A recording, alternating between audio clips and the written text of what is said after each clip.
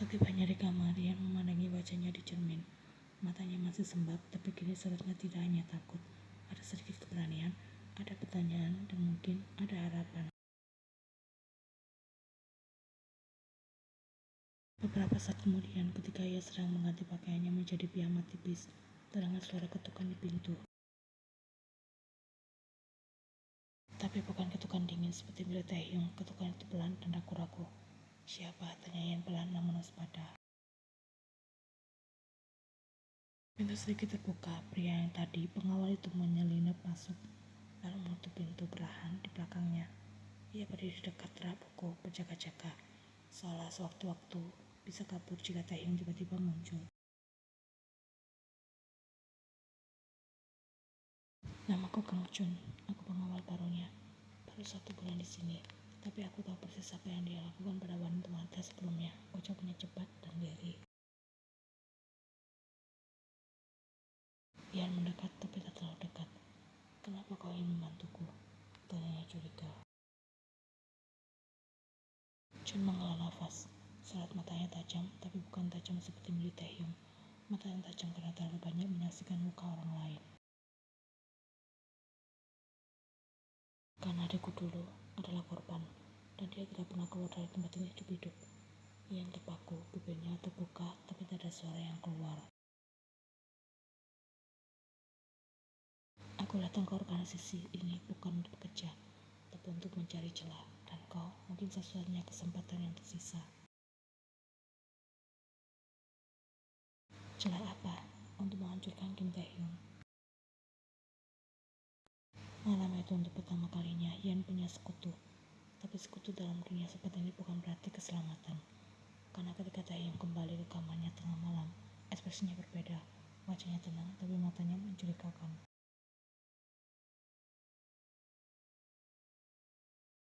Kau tampak terlalu tenang malam ini, gumamnya. Ian menelan ludah, karena aku mencoba menerima kenyataan. Taehyung mendekat. Jemarinya menyentuh leher Ian, lembut tapi membuat bulu kuduknya berdiri. Hati-hati dengan penerimaan. Banyak wanita yang berpura-pura tenang, sampai pada akhirnya aku menyentuh mereka. Ia membisikkan kalimat itu dengan Ian, lalu berjalan ke arah tempat tidur, membuka kancing kemejanya satu persatu. Ian diam, tapi pikirannya berkecamuk. Jika benar Kang Chun punya rencana untuk menghancurkan sang mafia, ia harus kuat, ia harus bertahan.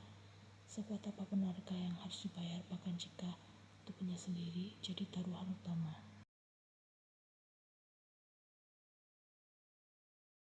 Dan malam pun kembali sunyi, tapi tak ada rasa kantuk di mata Ian malam itu. Hanya nafas yang tertahan dan senyap yang menyimpan bara. Dan Ian tahu bara itu bisa berubah menjadi api kapan saja, baik untuk membakar sang pengawal ataupun dirinya sendiri. Taehyung tidak langsung menyentuh gadis itu malam ini. Ia hanya berbaring di sisi ranjang menatap langit-langit sambil merokok perlahan. Asap rokoknya melayang seperti awan tipis yang menyelimuti malam.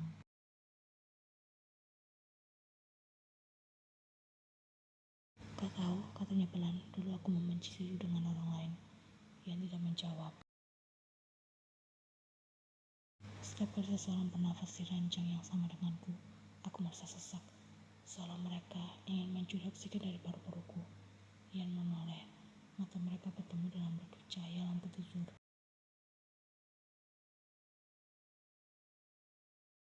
Tapi anehnya, sejak kau datang, aku malah bisa tidur dengan nyenyak.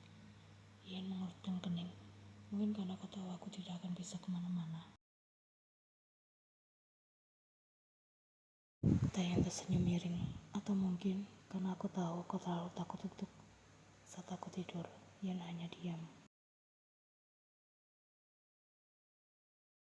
Nafas mereka terdengar jelas di ruangan sunyi itu. Sejenak hanya detak jantung yang menjadi musik kepala mereka.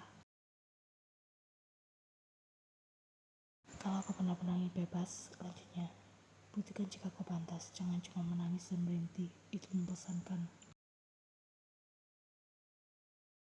Ian berbalik membelakangi pria itu, tapi kalimatnya masih menancap di kepala, dan Entah mengapa, justru itu membakar sesuatu dalam dirinya, dorongan, dendam, dan tekad.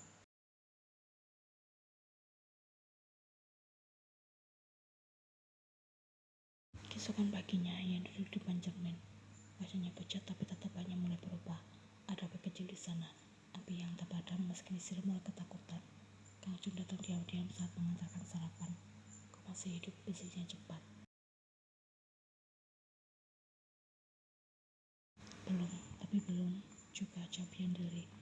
Jun menyelipkan sebuah benda kecil di bawah tumpukan handuk kamar mandi. Itu kamera saku, mulailah merekam semuanya, apapun. Bahkan kata-kata, kita butuh bukti sebelum bergerak. Yan mengangguk pelan, kapan kita bisa keluar dari sini? Jun menatapnya tajam, begitu cukup bukti. Tapi ingat, semakin kau dekat dengan Kim Tae-hyung, semakin besar peluangmu dan juga resikonya.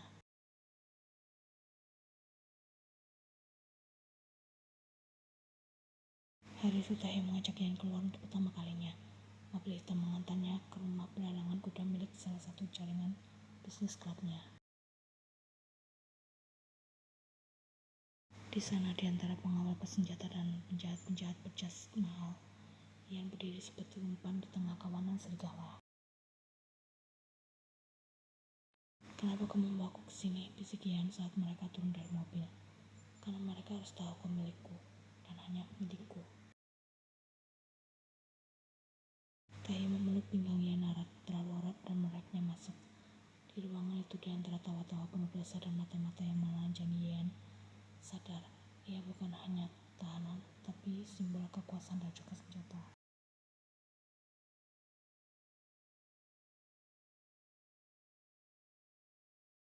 Saat malam tiba dan mereka kembali ke penthouse, Tae menarik Yan ke dalam pelukannya, lebih intens dari malam sebelumnya.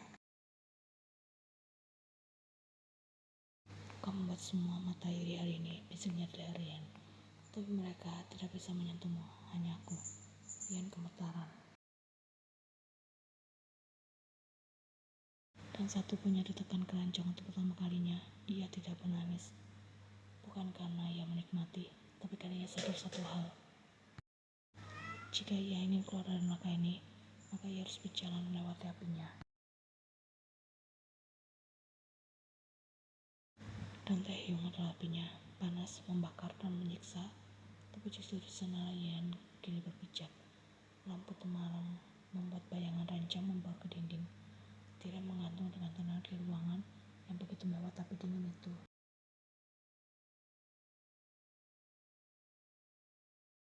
Yan memegangi ujung kaum tipis yang dipaksakan padanya.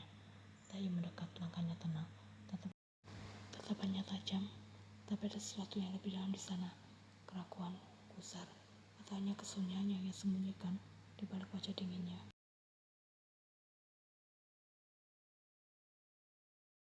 Lim Yan, panggilnya pelan. Kau tahu apa yang akan terjadi malam ini, bukan? Yan tak membalas, tubuhnya yang gemetaran sudah cukup untuk menjelaskan semuanya. Tae mendekat lebih jauh, tangannya turun menyentuh pipi Yan dengan lembut. Kau masih suci, ucapnya dengan suara nyaris tak terdengar. Aku tidak tahu caranya menghadapi ini, bisik Yan. Tae memejamkan mata, rahangnya mengencang.